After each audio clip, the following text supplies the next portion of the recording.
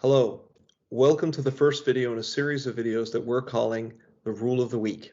Each week, we're going to take a rule from the Hockey Canada rulebook and hopefully explain it in a way that's understandable for coaches and for players, as well as explain a little bit about how it's being applied. For our first installment, we're going to talk about checking from behind. So when we decided to start this series, there was really no question about where we'd start. Checking from behind is a very serious penalty that can lead to serious injury for players. In this season alone in Hockey Eastern Ontario, we have seen a total of 227 penalties called for checking from behind, which includes 184 minor penalties, 37 major penalties, and 6 match penalties for checking from behind. So we wanted to start there to talk a little bit about why this is a concern in the game. So in the Hockey Canada rulebook, 6.4a, check from behind states a minor penalty and a game misconduct penalty, or a major penalty and a game misconduct penalty, at the discretion of the referee, based on the degree of violence of the impact, shall be assessed to any player who intentionally pushes, body checks, cross checks while in motion, or otherwise hits an opposing player from behind anywhere on the ice. If a player is injured, a major penalty and a game misconduct penalty must be assessed. A match penalty could also be assessed under this rule.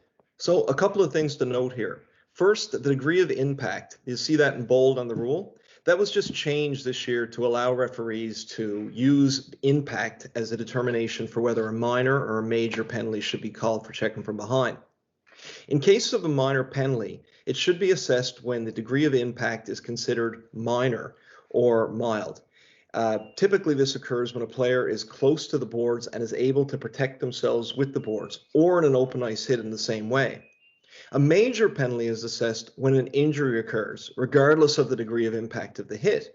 So, if you hit a player in a minor or mild way, but the player is considered injured, then a major and a game misconduct must be assessed. 5 minutes goes on the clock. In the case of a minor penalty and a game misconduct, 2 minutes goes on the clock and the player leaves in both cases.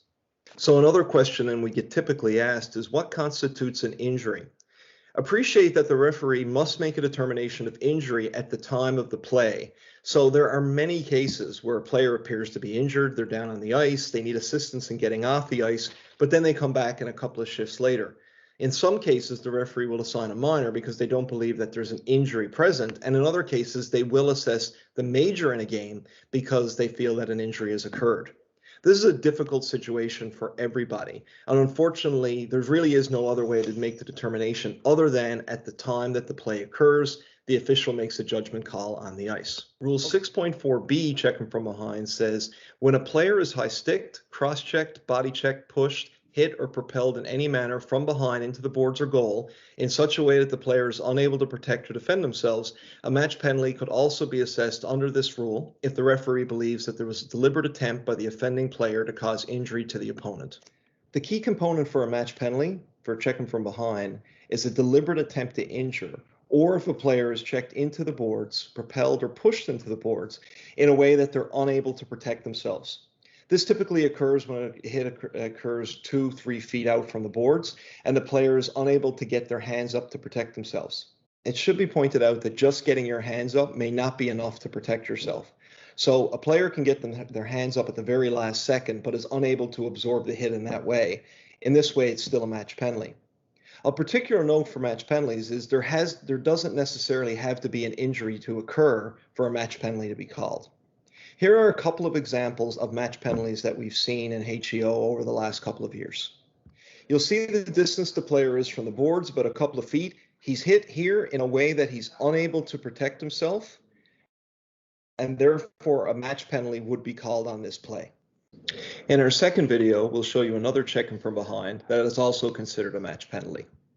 So if you take a look at it in slow motion, the key for a checking from behind penalty is hitting a player in the back, anywhere in the back, and propelling them into the boards or on the ice. You can see the distance here. Although the player does get his hands up, in no way is he able to protect himself from hitting the boards in a difficult and dangerous way.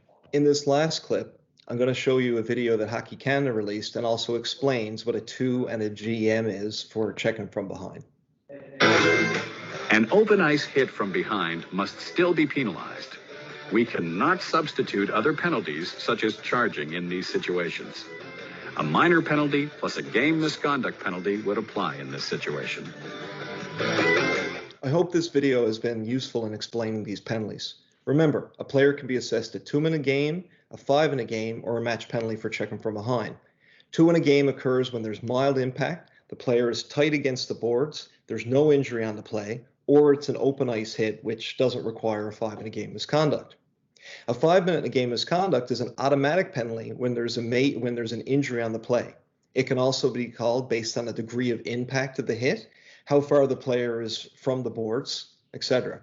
Finally, a match penalty is called when there's a deliberate attempt to injure another player, or when the player hits the boards in a way that they are unable to protect themselves. At the end of the day, all checking from behind penalties are dangerous and need to be avoided.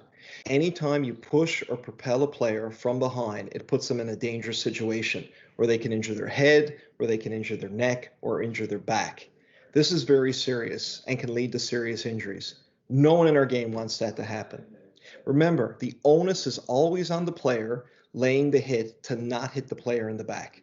So even if the player is leaning up against the board shoulder on shoulder and they turn at the last second, the onus continues to be on the player laying the hit to not hit the player in the numbers. I hope this video has been useful in explaining a little bit about checking from behind. As always, if you have any questions, feel free to email us at the email address below. Have a great week. We'll see you next week.